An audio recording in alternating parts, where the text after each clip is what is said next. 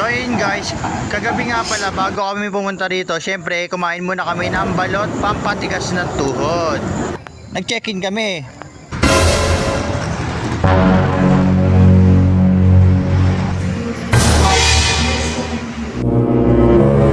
So yun nga guys, bali nandito kami ngayon sa Tagaytay sa picnic group. So yun nga, kasama ko ang aking asawa. Hello asawa ko. So yun nga guys, bali andito nga kami sa picnic grove. So yun nga, bali first time ko ulit makapunta rito. Ang tagal na panahon na bago ako ulit nakapunta rito. So yun nga, sharing. Diba guys, oh? So yun nga guys, bali mapapansin nyo diba guys, bali dito sa picnic grove, marami na rito bilihan no, sa mga gedli-gedli. So yun nga, bali nakabili na rin kami ng couple shirts. Bang! So bumili nga rin pala ako nito dahil sa susi ko. Palagi ko kasi nakakalimutan ko sa ako nilalagay. Tapos yung mga iba namin nabili, bali nandun na sa nasa motor, tinabi na namin. Iyan. Tara, punta tayo ron.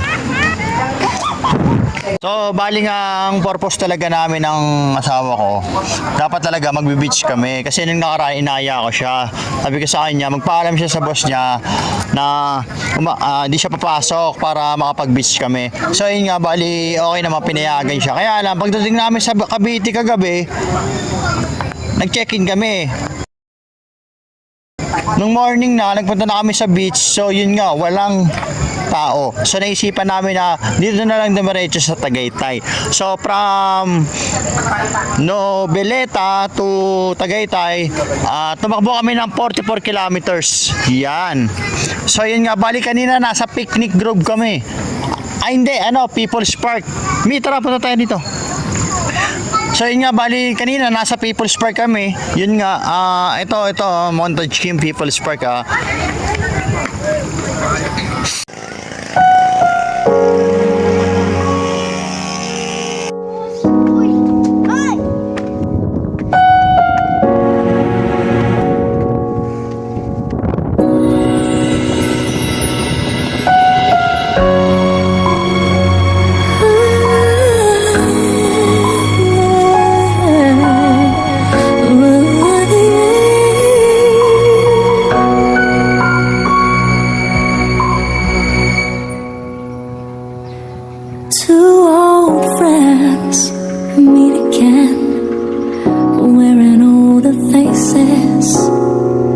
Talk about the places they've been.